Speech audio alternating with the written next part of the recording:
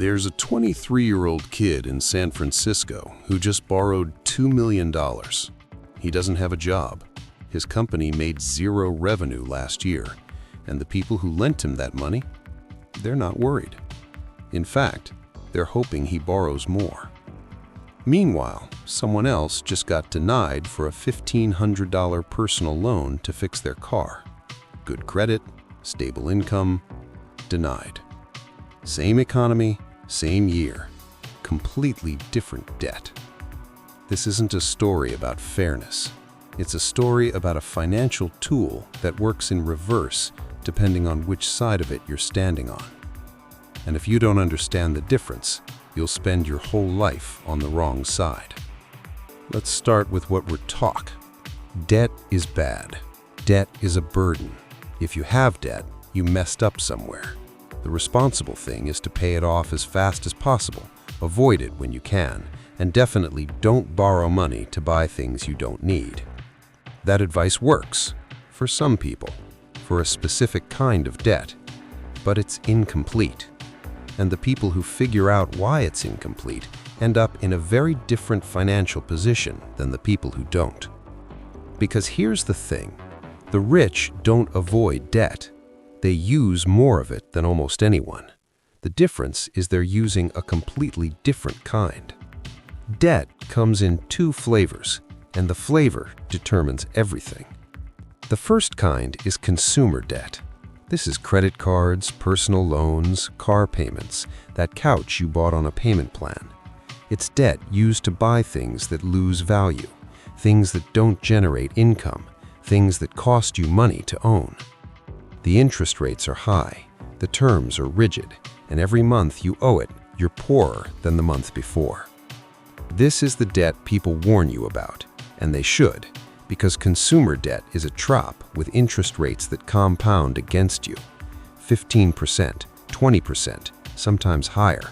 You're paying for something that's already worth less than what you paid for it, and you're doing it with expensive money. The math is vicious. If you owe $10,000 on a credit card at 18% interest and only make minimum payments, you'll be paying it off for years, maybe decades. The thing you bought will be long gone, and you'll still be sending checks. That's one kind of debt. The other kind is leverage.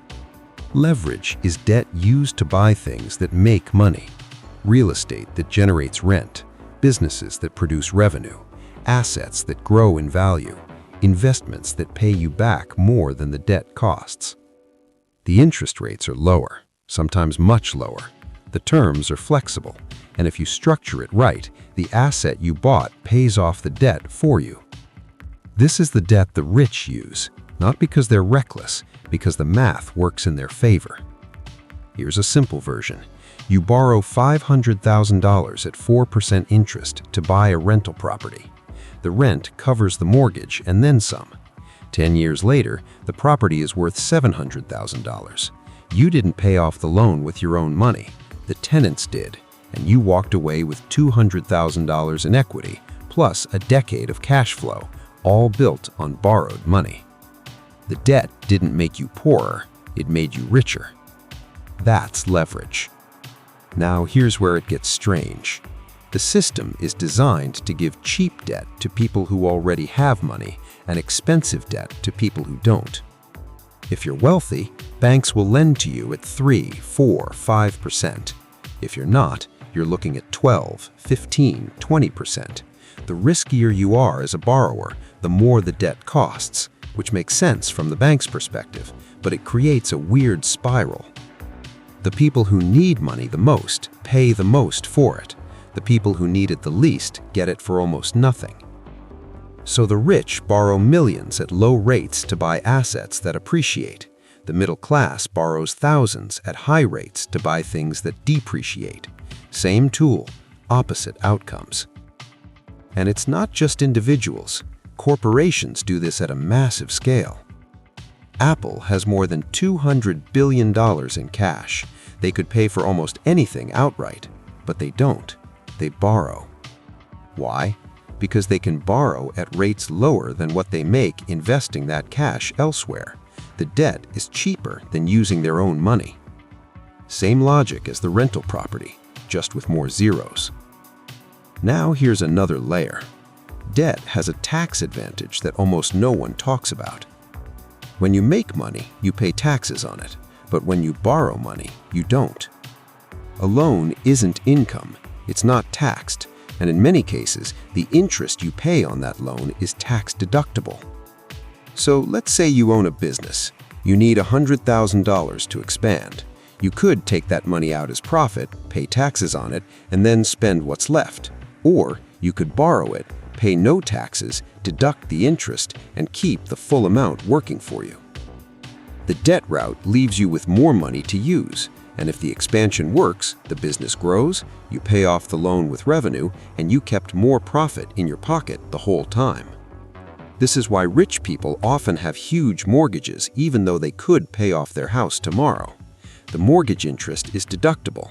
The cash they didn't spend is invested elsewhere, earning more than the mortgage costs. The debt is a feature, not a bug. But here's the uncomfortable part. Leverage only works if the asset goes up in value. If it doesn't, the debt becomes a weight. You borrow money to buy rental property and the market crashes. Congratulations, you now owe more than the property is worth. You borrowed money to start a business and it fails. The debt doesn't disappear.